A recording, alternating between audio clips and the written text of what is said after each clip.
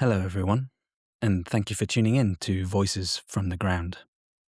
This is Milos Majore, recording from London. When we first began sharing messages from Imane and from Lebanon, there were at least 300,000 people that were displaced within the country.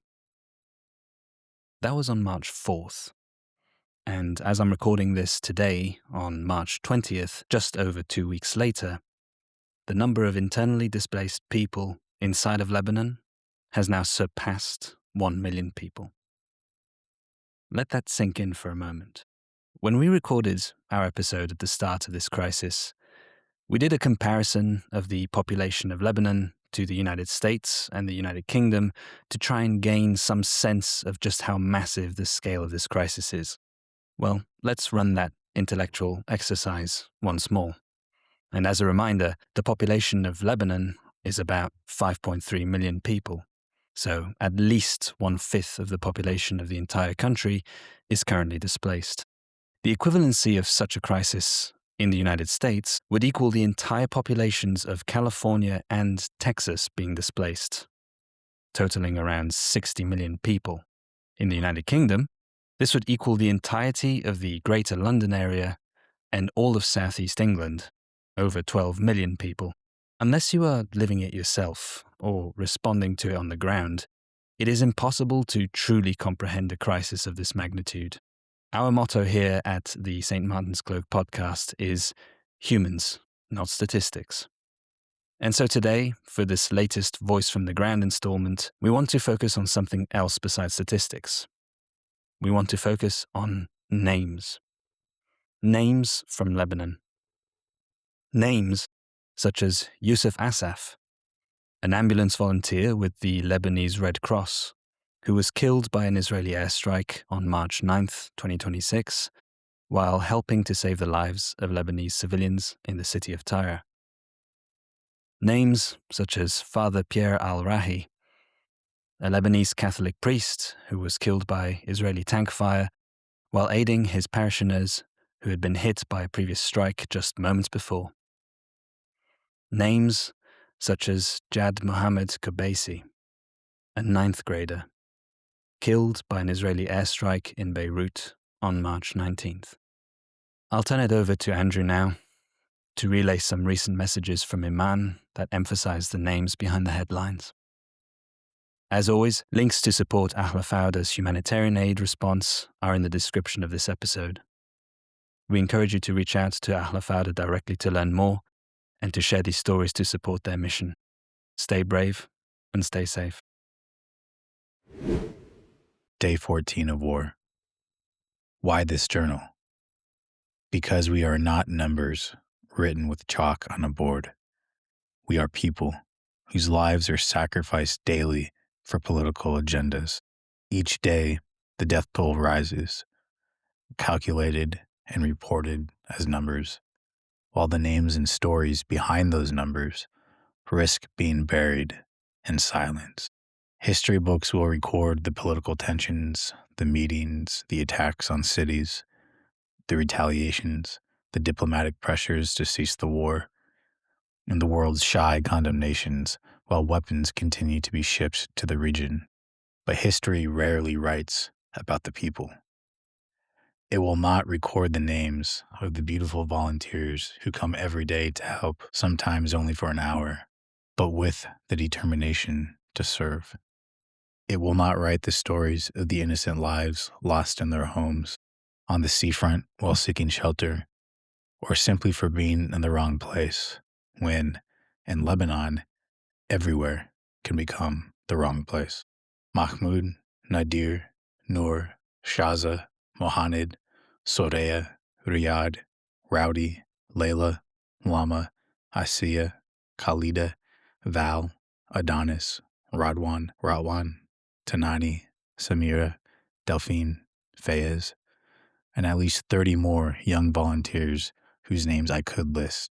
Jawad, Rana, and Raif are only 13-year-old displaced children living in a school shelter, yet they choose to come every day to help. My father is a butcher, and I used to enjoy helping him in our shop in the South, one says. I miss climbing the mountains and picking herbs for my mom to put in our food. I miss my bike, another shares. These are stories told quietly while packing food. People who choose love over war, service over fear. Their names and their stories will not appear in history books, nor will the names of Fuad and Serena, who carefully planned the weekly menu to make sure the meals contained enough protein and nutrients. Since day one, they have spent long hours cooking with dedication and passion, so committed that even on their days off, they feel the pull to return, knowing they are playing an essential supporting role. Today, Maya, a friend of Fawad, brought flowers to brighten our modest kitchen and joined in peeling potatoes and chopping vegetables. A small, cheering moment. Another story that will never be written in history books. And then there are the teams working side by side. Sonia, Monique, Ziad, Gloria, Hilda, Rita, Amir, Alice, Kotaiba, Fadi, Halak, Rania, Joyce, Ziad, and Wadad, Kodor, Olewan. These names may never appear in the official pages of history, yet they are weaving a tapestry of kindness in the midst of turmoil. This is not a part of their job description. It is a choice. Each of them carries stories from daily encounters with war and humanity on the ground, from their interactions with newly displaced families to their own personal circumstances. But because these stories are not political statements, they will never make headlines. They risk never becoming ink on paper, unless we write them ourselves. This is why the journal exists, because we are not numbers written with chalk on a board. We are not victims defined by our suffering. We are the soul of this land, refusing to be played or to surrender, refusing to let fear, blame, or rockets silence our humanity. This journal is the history being made on the ground beyond the war. Day 10, a special tribute to the real heroes from my country. In every war, we hear the loud voices of victory, boasting about attacks, destruction, and the death toll of innocent lives. Yet, we rarely speak about the real heroes. The true heroes are the frontliners, the ones who rush toward danger while everyone else is running away from it. The paramedics, the doctors, the rescuers, the volunteers who place their lives at risk to save others. And behind each of them stands another kind of hero, their mothers. Mothers who spend endless hours anxious and praying, waiting for a phone call or a knock on the door. Mothers who never truly rest, not even when their children finally return home safely, because tomorrow they will once again be risking their lives to save others. But some mothers never get that tomorrow. Today, Imane Assaf, a young paramedic with the Red Cross, is not returning home. His distraught mother wishes she could go back to the long, anxious hours of waiting, because waiting still carried hope. Now the door has closed forever. Her cry echoes what no mother should ever have to say. Habibi, my soul, my son. Today was a lucky escape for some, but tomorrow is never guaranteed, especially when the enemy clearly recognizes the Red Cross car and uniform, yet still aims directly without a second of hesitation. We know this not as speculation, but as fact. History already carries the names of many frontliners who were deliberately targeted and killed. Doctors and paramedics become targets precisely because they save lives. Among the real heroes are also the reporters and journalists, the ones who risk their lives to bring us the truth. They stand in the middle of destruction so the world can see what is happening, often with nothing but a camera, a microphone, and courage. But the real heroes are also the displaced families, people whose only guilt is being trapped financially and socially, with nowhere else to go. Those who are the supposed assassination targets often have the means to rent safer accommodation or even leave the country. Yet the reality is different. Death and destruction fall without distinction. Who is killed has never truly been the concern. Thursday's early morning attack on the Beirut waterfront was a massacre. Families who had taken refuge on the cornicky pavements, waiting for the moment that could return, were struck. Women and young children sleeping beside cars that had become temporary shelters. Bedding scattered, belongings destroyed, parts of little innocent lives torn apart. New layers of trauma and fear added to those already carried.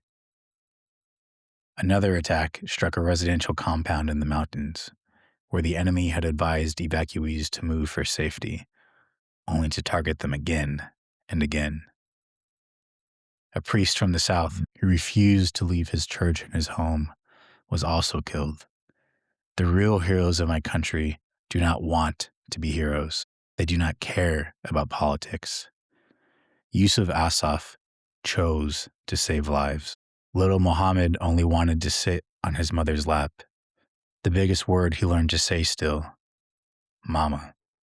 Maryam, Ali, and Zainab are crammed into the back seat of a car with their mother, freezing in the cold, trying to stay warm and survive the night. Fatima and Mahmoud still sit on the pavement by the waterfront, unable to sleep, smoking just to pass the endless hours. No place feels safe. The message being delivered is loud and clear.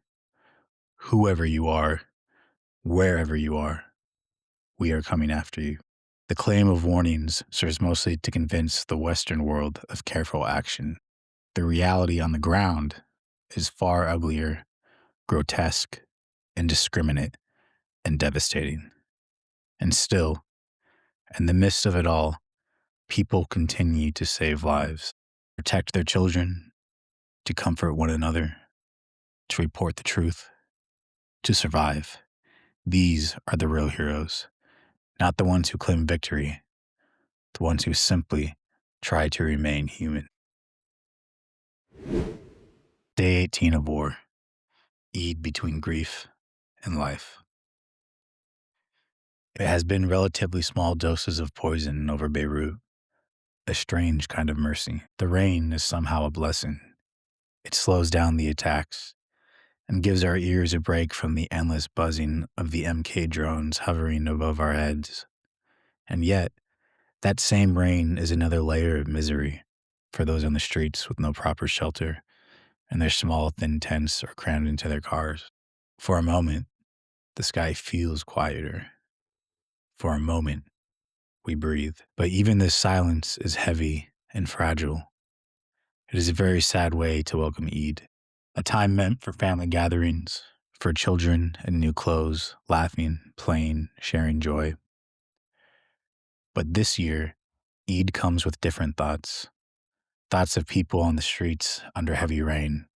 Thoughts of fear, of planes in the sky. Thoughts of loss, of the evangelical school, that small old villa in our neighborhood, with its narrow staircase and quiet courtyard, a place I know well. In 2024, we served meals there, set up a small kitchen, walked its corridors, climbed its stairs. A place that sheltered 200 displaced people. And now, again, we are serving meals as it hosts 200 guests displaced from the South.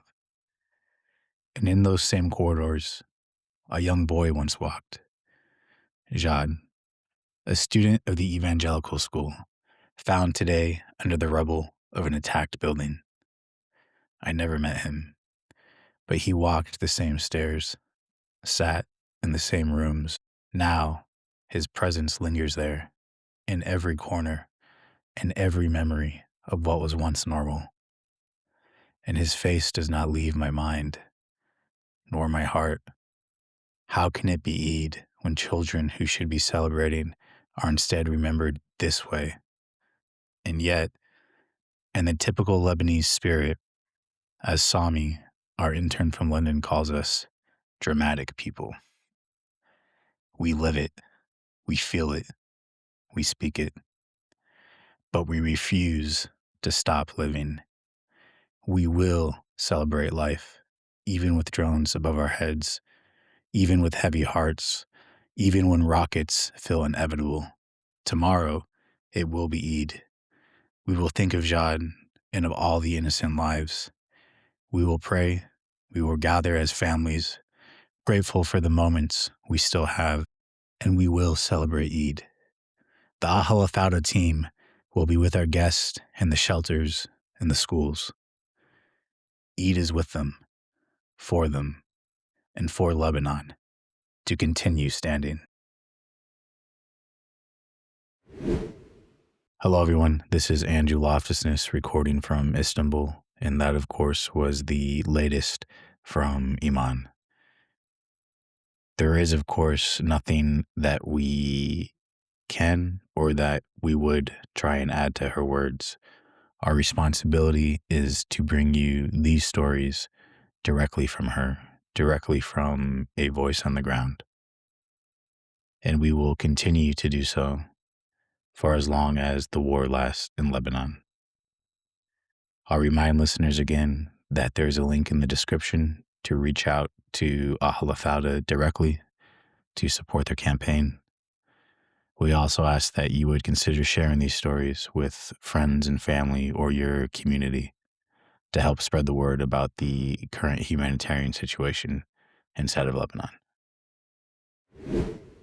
This has been an episode of the St. Martin's Cloak Podcast. Today is March 20th, 2026. Thank you for listening and stay safe.